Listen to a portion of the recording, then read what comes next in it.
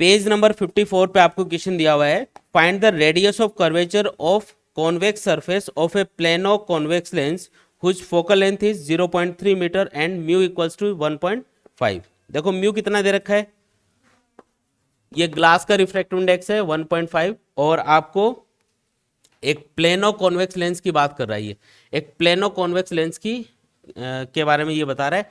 Plano convex lens, एक side plane होगी, एक साइड कॉन्वेक्स टाइप की होगी, और इसकी जो फोकल लेंथ है ये आपको गिवन है क्वेश्चन में। फोकल लेंथ कितनी है, 0.3 मीटर।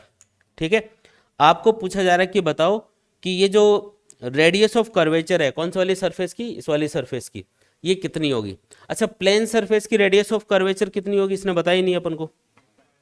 याद रखना है कि जो प्लेन सरफेस होगी, प्लेनो कॉन्वेक्स लेंस हो या प्लेनो कॉनकेव लेंस हो या प्लेन मिरर हो, सबकी रेडियस ऑफ कर्वेचर क्या होती है, इनफाइनाइट, क्योंकि वो इनफाइनाइट रेडियस के एक बड़े स्फेयर का एक छोटा सा पार्ट होते हैं हमेशा।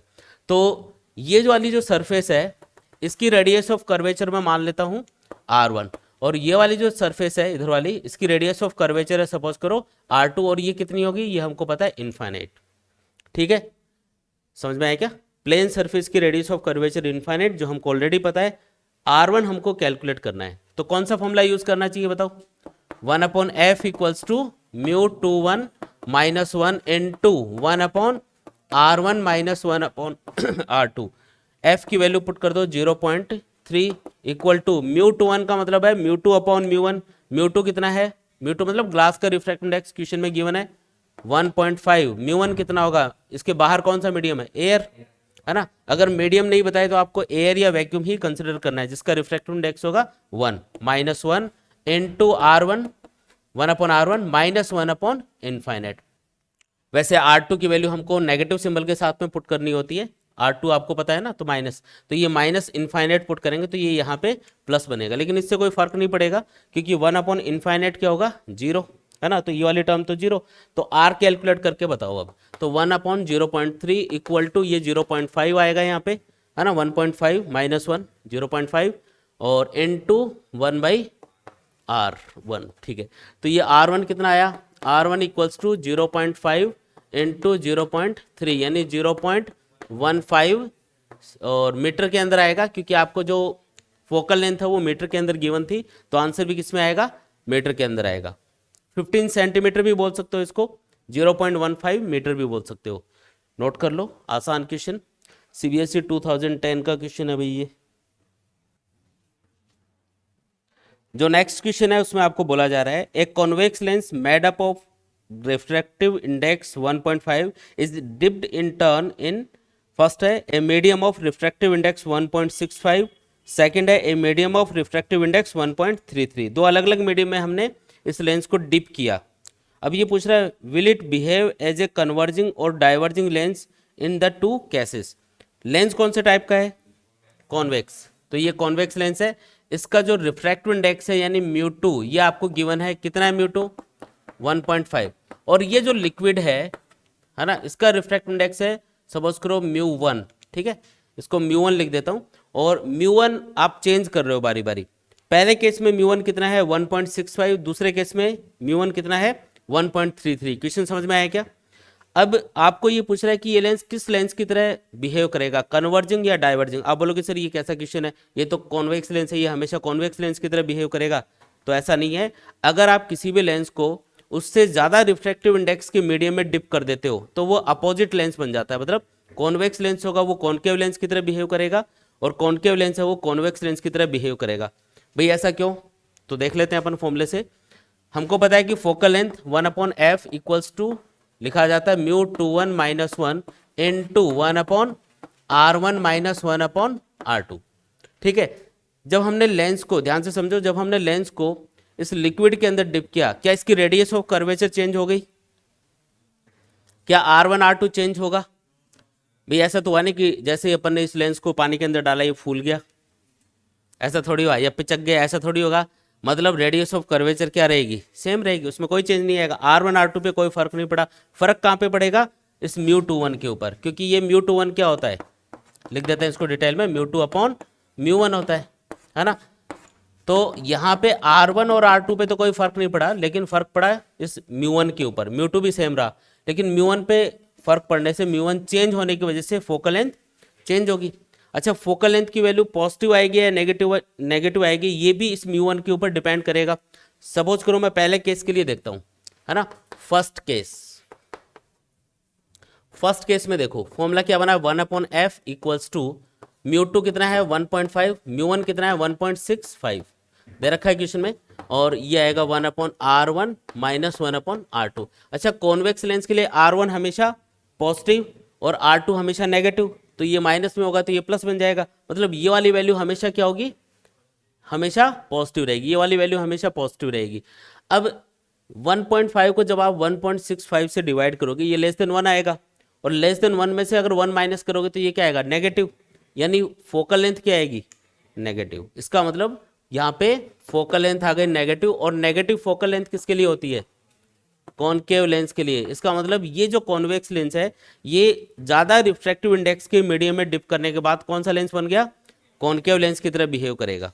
सेम फोकल लेंथ का नहीं है, लेकिन किसी दूसरी फोकल लेंथ के कॉनकेव लेंस, क्योंकि वो तो सॉल्व करना पड़ेगा, सॉल्व करने से पता चलेगा कि कितनी फोकल लेंथ का कॉनकेव लेंस बना है, लेकिन ये कॉनकेव लेंस की तरह बिहेव करेगा क्योंकि इसकी फोकल लेंथ क्या आ गई, नेगेटिव। भाई लेंस क्या करता है, रिफ्लेक्शन ही तो करता है ना। अब अगर ये आउटर मीडियम रेयरर होगा तो लाइट रे टुवार्ड्स द नॉर्मल बैंड होगी, लेकिन अगर आउटर मीडियम आपने और भी ज़्यादा डेंस कर दिया तो ये टुवार्ड्स द नॉर्मल बैंड होगी, तो लाइट रे की बैंड होने की डायरेक्शन ही बदल गई। इस वजह से ये अभी जो कन्वर्जिंग लेंस है वो डाइवर्जिंग लेंस की तरह बिहेव करने लग जाता है जब उसको ज़्यादा रिफ्रैक्टिव इंडेक्स के मीडियम में डिप करते हैं। सेकेंड केस में क्या होगा, सेकेंड केस में वापस फॉर्मूला हमने अप्लाई किया, म्यू2 कितना है 1.5 और म्यू1 कितना है 1.33 माइनस 1 इंटू क्या कर दूं 1/r1 माइनस 1/r2। अरे आया क्या समझ में। अब बताओ ये पॉजिटिव आएगा या नेगेटिव, ये हमेशा पॉजिटिव, ये वाली वैल्यू ग्रेटर देन 1 है, इसमें से 1 माइनस करोगे कुछ पॉजिटिव वैल्यू आएगी, मतलब फोकल लेंथ यहाँ पे सॉल्व करने पे आएगी पॉजिटिव। मतलब कौन से लेंस की तरह बिहेव करेगा, कन्वर्जिंग या डाइवर्जिंग, कन्वर्जिंग, जिसको हम कॉन्वेक्स लेंस भी बोलते हैं। अगर आउटर मीडियम का जो रिफ्रैक्टिव इंडेक्स है अगर वो लेंस के रिफ्रैक्टिव इंडेक्स के बराबर होता तो क्या होता, ये सोच के बताओ। अगर म्यू1 और म्यू2 बराबर होते तो क्या होता। अगर लेंस का जो मीडियम है जिसका रिफ्रैक्टिव इंडेक्स 1.5 है, अगर मैं सपोज करो मैं कोई ऐसा लिक्विड यूज करता जिसका रिफ्रैक्टिव इंडेक्स होता 1.5, है ना, उसमें मैंने लेंस को डिप कर दिया, अब लेंस किसकी तरह बिहेव करेगा। अगर आपने लेंस को, भाई सिंपल सी बात है, अगर इसका मीडियम और आउटर मीडियम सेम है तो लेंस में और इस मीडियम में डिफरेंस क्या है, कोई डिफरेंस नहीं है, मतलब लेंस क्या हो गया, डिसअपियर हो गया। और लेंस अगर डिसअपियर हो गया मतलब वो काम ही नहीं करेगा, काम नहीं करेगा तो जो लाइट रे इसके ऊपर इंसिडेंट होगी वो सीधी की सीधी पास हो जाएगी, मुड़ेगी नहीं। मोड़ने का काम कौन करता है, मीडियम। भी मीडियम चेंज होता है तो लाइट रे मुड़ती है, मीडियम ही चेंज नहीं हुआ। ग्लास से और लिक्विड से मतलब नहीं है, रिफ्रैक्टिव इंडेक्स से मतलब है। अगर दोनों का रिफ्रैक्टिव इंडेक्स बराबर है इसका मतलब दोनों एक ही टाइप की मीडियम है लाइट के लिए, तो लाइट रे बैंड नहीं होगी। फिर अगर ऐसे इंसिडेंट हो रही है तो सीधी पास हो जाएगी, मुड़ेगी नहीं इसमें। इसका एग्जाम्पल देता हूँ, वो आपने छोटी छोटी बॉल्स आती है ना जिनको पानी में डालते हैं तो वो फूल जाती हैं ऐसे, क्या बोलते, जेली टाइप की आती है, तो उसमें जो ट्रांसपेरेंट बॉल्स होते हैं ना उनको, कलरफुल नहीं, कलरफुल रहने देना, उसमें एक ट्रांसपेरेंट बॉल्स भी आती है, मतलब छोटी छोटी बॉल्स आती है पानी में डालते हैं वो फूल जाती है ना ऐसे।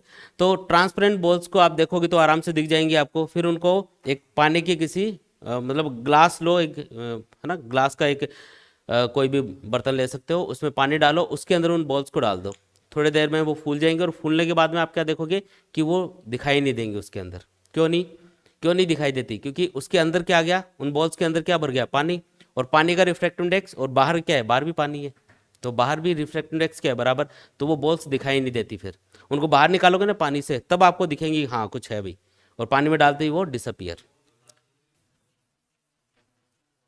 अगला क्वेश्चन देखो, पेज नंबर 55 पे देखो, अगला क्वेश्चन है, a beam of light converges at a point P. Converges का मतलब, ए बीम ऑफ लाइट का मतलब बहुत सारी लाइट रेज का एक ग्रुप है, बंडल है, और वो लाइट रेज किसी पॉइंट पी के ऊपर क्या हो रही है, कन्वर्ज हो रही है। ये देखो ये लाइट रेज क्या हो रही है, कन्वर्ज।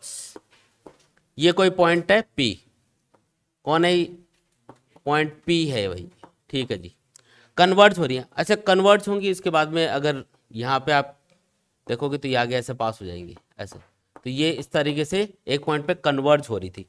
अब इसमें बोला गया है a concave lens of focal length 16 centimetre is placed in the path of this beam 12 centimetre from P. जो पी पॉइंट है इससे 12 सेंटीमीटर डिस्टेंस पे हमने कौन सा लेंस रख दिया, कॉन्केव लेंस रख दिया। ये है, अच्छा सिंपल कॉन्केव बोला जाए तो बाई कॉन्केव लेंस समझेंगे हम। और ये कहाँ पे रखा है, तो ये जो बीम है इससे 12 सेंटीमीटर डिस्टेंस पे इसको रखा गया है ना। समझ में आया क्वेश्चन। और इसकी फोकल लेंथ कितनी है, -16 सेंटीमीटर। माइनस क्यों लगाया, क्योंकि ये कॉन्केव लेंस है, इसकी फोकल लेंथ हमेशा नेगेटिव होती है। तो सिंबल क्वेश्चन में नहीं दिया हुआ रहेगा, वो आपको खुद अपने भी याद रखना है। ये कॉन्केव लेंस है तो माइनस में होगा, कॉन्वेक्स लेंस है तो पॉजिटिव होगा, ये आपको याद रखना पड़ेगा। अब आगे ये बोल रहा है ड्रॉ ए रे diagram and find the location of the point eight which the beam would now converge. अब ये लाइट बीम, ये लाइट रेज कहाँ पे कन्वर्ज होंगी ये आपको फाइंड करके बताना है। डायग्राम तो बना ही चुके हैं। अब ये क्या करेंगे, जो लाइट रेज है, अब इसने बोला अब ये कहाँ पे कन्वर्ज होंगी या डाइवर्ज होंगी। वैसे तो ये कौन सा लेंस है, डाइवर्जिंग लेंस है। ये इनको जिस डायरेक्शन में जा रही है उससे तो थोड़ा फैलाएगा, लेकिन हो सकता है कि कम फैला पाए और उसकी वजह से ये आगे जाके कहीं पे वापस से कन्वर्ज हो जाए। चेक कर लेते हैं कि भी ये कन्वर्ज होंगी या डाइवर्ज हो जाएंगी, कैसी इमेज बनेगी वो अपन चेक करेंगे। अच्छा एक चीज़ सोच के बताओ, इस लेंस की फोकल लेंथ कितनी है, -16, ठीक है। इसके लिए ऑब्जेक्ट कौन है, अगर ये लेंस यहाँ पे नहीं होता तो ये लाइट रेस कहाँ पे कन्वर्ज हो रही थी, पी पॉइंट पे। जैसे ये बीच में घुसा दिया अपन ने, अब क्या होगा, अब लाइट रेज यहाँ पे कन्वर्ज थोड़ी होंगी, अब कहीं और होंगी, है ना। अगर कहीं और कन्वर्ज हो रही है इसका मतलब इस लेंस के लिए ये है ऑब्जेक्ट। पी पॉइंट क्या होगा, ऑब्जेक्ट, क्योंकि पी पॉइंट पे रखे हुए ऑब्जेक्ट की या पी पॉइंट पे कन्वर्ज होने वाली लाइट रेज को ये अब कहीं और कन्वर्ज करेगा। मतलब अब ये क्या करेगा, पी पॉइंट पे ये मान लो ये लाइट रेज यहाँ पे कन्वर्ज हो रही थी तो यहाँ पे एक इमेज बन रही थी। भाई लाइट रेज अगर एक्चुअल में किसी पॉइंट पे कन्वर्ज होती हैं तो उस पॉइंट पे क्या होती है, इमेज बनती है। तो यहाँ पे एक इमेज बन रही थी, रियल इमेज।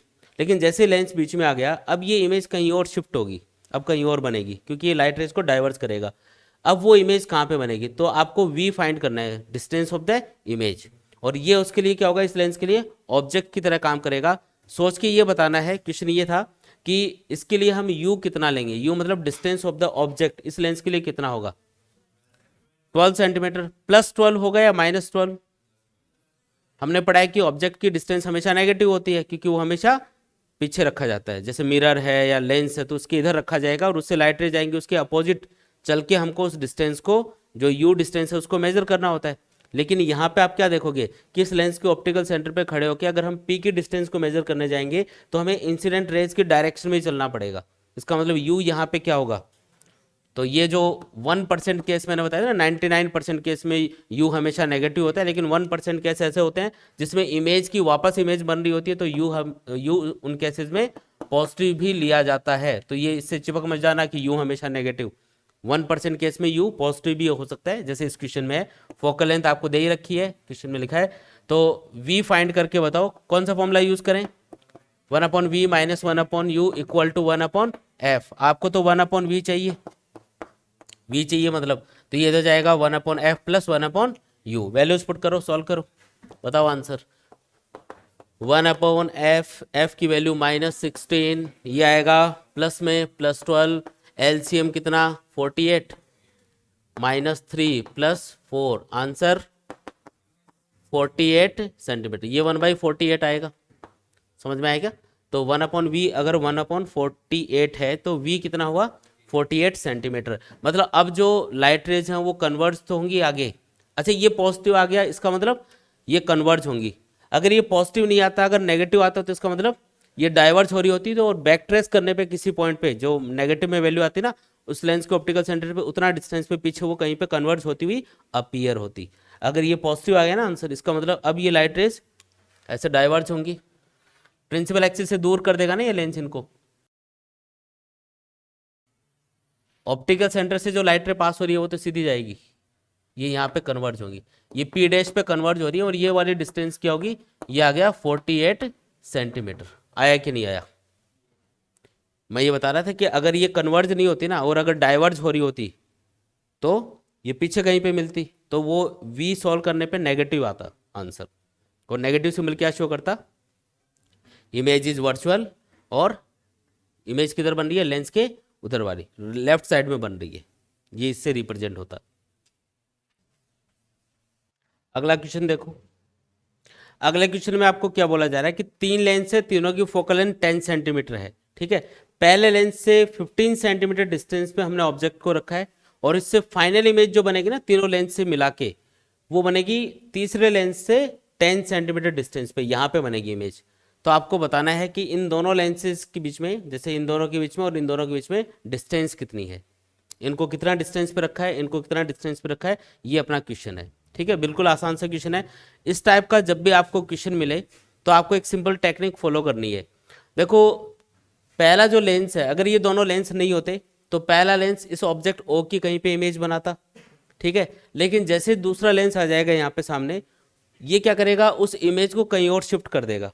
तो दूसरे लेंस के लिए ऑब्जेक्ट कौन होगा, जो पहला लेंस इमेज बनाएगा वो इसके लिए ऑब्जेक्ट होगा, क्योंकि ये क्या करेगा, उसको कहीं और शिफ्ट कर रहा है, उसकी इमेज को कहीं और बना देगा। अब इससे जो इमेज बनेगी, सेकेंड लेंस से जो इमेज बनेगी, वो अपनी जगह पे बनती है अगर तीसरा लेंस नहीं होता। लेकिन तीसरा लेंस भी है तो इसलिए क्या करेगा, ये सेकेंड लेंस जो इमेज बनाएगा उसको कहीं और शिफ्ट करेगा। तो तीसरे लेंस के लिए ऑब्जेक्ट कौन, जो सेकंड इमेज होगा, मतलब सेकंड लेंस जो इमेज बनाएगा वो तीसरे लेंस के लिए एक ऑब्जेक्ट की तरह काम करेगा। बात समझ में आ रही है। पहला लेंस जो इमेज बनाएगा, है ना, वो अपनी जगह पे बनती है अगर ये दोनों लेंस नहीं होते। लेकिन जैसे ही दूसरा लेंस बीच में आया, इसने क्या किया, उस इमेज को कहीं और शिफ्ट कर दिया। तो इसके लिए ऑब्जेक्ट कौन है, फर्स्ट इमेज, ठीक है। और इससे जो इमेज बनेगी वो अपनी जगह पे बनती है अगर तीसरा लेंस नहीं होता आगे। तो तीसरा लेंस क्या कर रहा है, दूसरे लेंस के थ्रू बनी हुई इमेज को डिस्टर्ब कर रहा है, कहीं और बना रहा है। इसका मतलब तीसरे लेंस के लिए ऑब्जेक्ट कौन, सेकंड लेंस की इमेज, वो ऑब्जेक्ट है उसके लिए। ऑब्जेक्ट कौन होता है भाई, जिसकी इमेज बनती है वो ऑब्जेक्ट होता है। तो इमेज की भी इमेज बन रही हो तो एट अ टाइम अगर किसी कोई लेंस है या कोई मिरर है, वो किसी इमेज की इमेज बना रहा है, तो वो जो इमेज है जिसकी वो इमेज बनाएगा वो उसके लिए ऑब्जेक्ट की तरह काम करेगा। वर्चुअल ऑब्जेक्ट होगा, काल्पनिक तौर पे एक ऑब्जेक्ट रखा हुआ मानेंगे उसके लिए अपन वहाँ पे। तो इसको स्टेप बाय स्टेप सॉल्व करते हैं। सबसे पहले मुझे पहले लेंस के लिए दो चीज़ें पता है। एक तो यू पता है, यू कितना है 15 सेंटीमीटर, -15 लेंगे तो मैंने लिखा u1 इक्वल्स टू -15 सेंटीमीटर, और ये क्या है, focal length f1 equals to 10 centimetre. क्या मैं इसके लिए इमेज की डिस्टेंस कैलकुलेट कर सकता हूँ, I1 कहाँ पे बनेगा, तो इसके लिए क्या करें, 1/v इक्वल टू, सीधा लिख रहा हूँ 1/f plus 1/u। 1/v u को मैं उधर लेके गया, माइनस में था इधर, और ये फर्स्ट लेंस के लिए अप्लाई कर रहा हूँ, इसलिए v1 f1 और u1 लिखा है। 1/v1 क्या आएगा, f1 कितना 10 प्लस 10 लेंगे क्योंकि कॉन्वेक्स लेंस है, और u क्या लेना है -15, तो यहाँ पे माइनस आ जाएगा। आंसर बताओ क्या आएगा, ये आएगा 30 एलसीएम। 30 एलसीएम लोगे तो ये आएगा 3 - 2। आंसर क्या आया, 1/30 आएगा, तो v1 आ गया 30 सेंटीमीटर। तो एक चीज़ हमको पता चली कि पहले लेंस से 30 सेंटीमीटर डिस्टेंस पे इमेज बनेगी। लेकिन वो हो सकता है इन दोनों लेंस के बीच में बने, हो सकता है ये लेंस ज़्यादा डिस्टेंस पे रखे हो तो बीच में बन जाएगी, हो सकता है कि वो 30 सेंटीमीटर यहाँ पे कहीं पे हो। तो अभी कुछ आइडिया नहीं है, तो इसको यहीं पे छोड़ते हैं एक बार। अब तीसरे लेंस को देखो वापस से। अब तीसरे लेंस के लिए अगेन आपको देखो दो चीज़ें गिवन हैं। एक तो तीसरे लेंस ने इमेज कहाँ पे बनाई है, 10 सेंटीमीटर डिस्टेंस पे, तो v आपको पता है 10 सेंटीमीटर, और तीसरे लेंस की फोकल लेंथ भी आपको गिवन है, कितनी है 10 सेंटीमीटर। तो इसके लिए अगर मैं सेम फॉर्मूला अप्लाई करूं, लेंस फॉर्मूला, तो मुझे क्या कैलकुलेट करना है, इस बार u कैलकुलेट करना है कि इसके लिए ऑब्जेक्ट कहाँ पे रखा होगा आपने। तो 1/u इक्वल टू, ये मैं रीअरेंज कर रहा हूँ, 1/, देखो 1/v minus 1/u equal to 1/f होता है, तो 1/u को इधर लेके जा रहा हूँ, तो 1/v माइनस 1/f बनेगा। ये समझ में आया क्या, मैंने थोड़ा रीअरेंज कर लिया अपने हिसाब से। वैल्यूज पुट करो, अच्छा किसके लिए लगा रहा हूँ, थर्ड के लिए, थर्ड के लिए लगा रहे हैं इसको। तो 1/u3 इक्वल टू 1/v3 कितना 10, और अच्छा ये भी +10 होगा, ये भी +10 पुट करोगे, क्यों, क्योंकि इमेज आगे की तरफ बन रही है, तो ये +10 लेना है। फोकल लेंथ क्योंकि ये कॉन्वेक्स लेंस है तो ये भी +10 लेना है। तो आंसर क्या आएगा, 1/u3 आएगा 0, यानी कि u3 कितना आया, इनफाइनाइट। u3 इधर जाएगा, 0 नीचे आएगा, तो 1/0 क्या बनेगा, इनफाइनाइट। इसका मतलब तीसरे लेंस के लिए ऑब्जेक्ट कहाँ पे रखा हुआ है, इनफाइनाइट पे। अब इस चीज़ को समझो, ये बोलना क्या चाह रहा है, तीसरे लेंस के लिए ऑब्जेक्ट कहाँ पे रखा, इनफाइनाइट पे। अच्छा इनफाइनाइट पे ऑब्जेक्ट होता है तो लाइट रेज कैसे आती है, प्रिंसिपल एक्सिस के पैरेलल, याद है ना सबको। तो इसका मतलब ये है कि इस तीसरे लेंस के ऊपर जो लाइट रेज आ रही होंगी वो प्रिंसिपल एक्सिस के पैरेलल आई होंगी, है ना, और उससे फिर वो जाके आगे इसके फोकस पे कन्वर्ज हो गई। देखो इसकी फोकल लेंथ कितनी है 10 सेंटीमीटर और इमेज भी 10 सेंटीमीटर पे बन रही है। इसका मतलब ये लाइट रेज कहाँ पे कन्वर्ज हुई है, तीसरे लेंस के फोकस के ऊपर कन्वर्ज हुई है। इतनी बात समझ में आई क्या?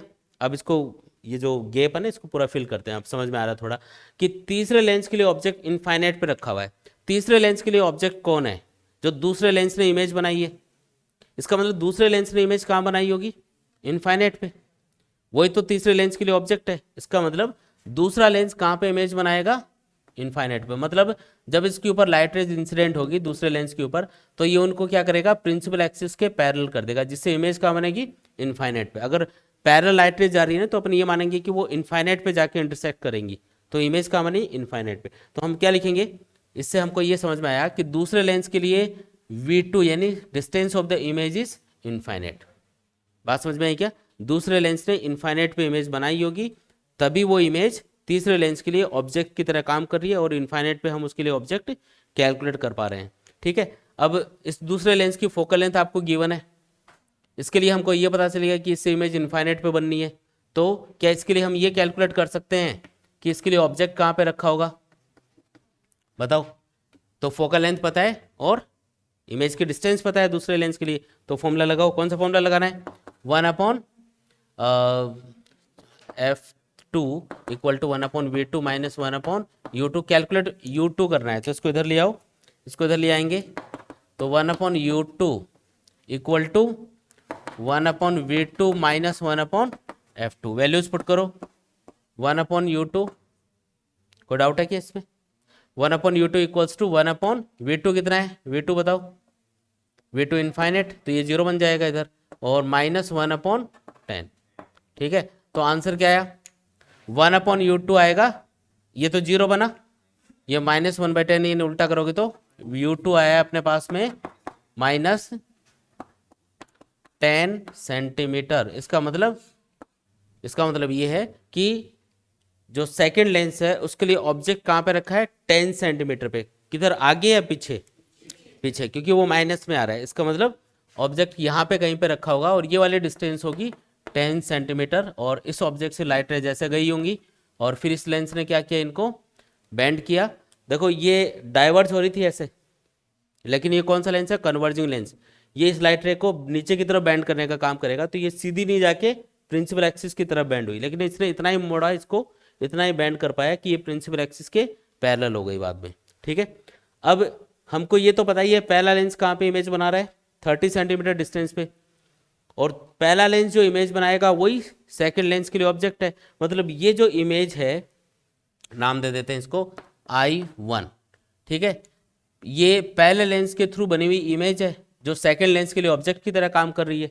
ठीक है, तो इसका मतलब ये हुआ कि यहाँ से जैसे लाइट रे जा रही है, मैं डायग्राम बना के बताता हूँ। ये तो ऑप्टिकल सेंटर पे इंसिडेंट की, ये तो सीधी पास होगी, और ये जो लाइट रे है क्योंकि ये कॉन्वेक्स लेंस है इसको बैंड करेगा टुवर्ड्स द प्रिंसिपल एक्सिस, तो ये नीचे की तरफ बैंड होगी और यहाँ पे इंटरसेक्ट करेगी।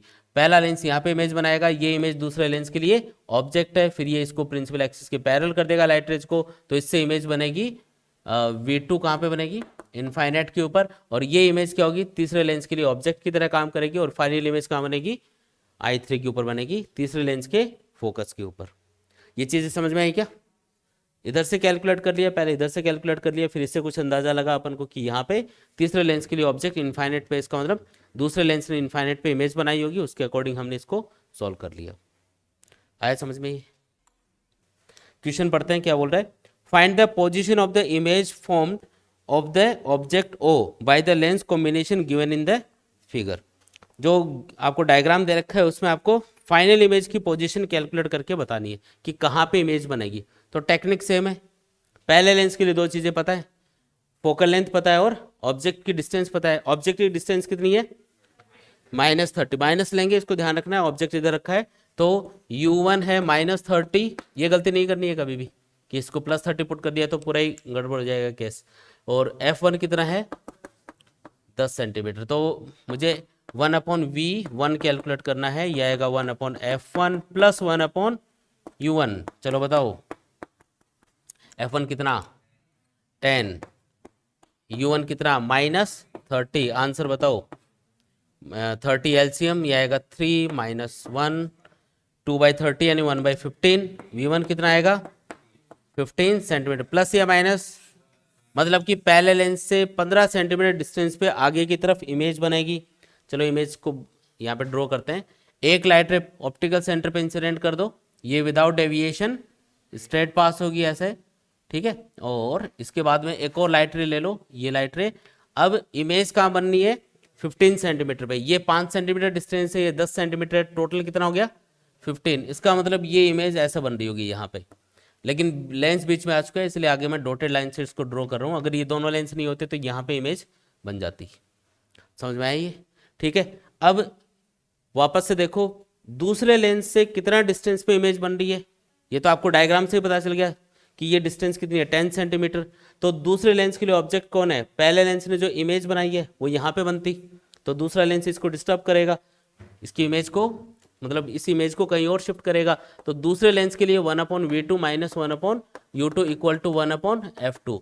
अब मुझे दूसरे लेंस के लिए फोकल लेंथ पता है, ऑब्जेक्ट की डिस्टेंस पता है। अच्छा ऑब्जेक्ट की डिस्टेंस +10 लेंगे या -10, आगे की तरफ मेजर करोगे ना इसको तो +10 लेना है, ठीक है।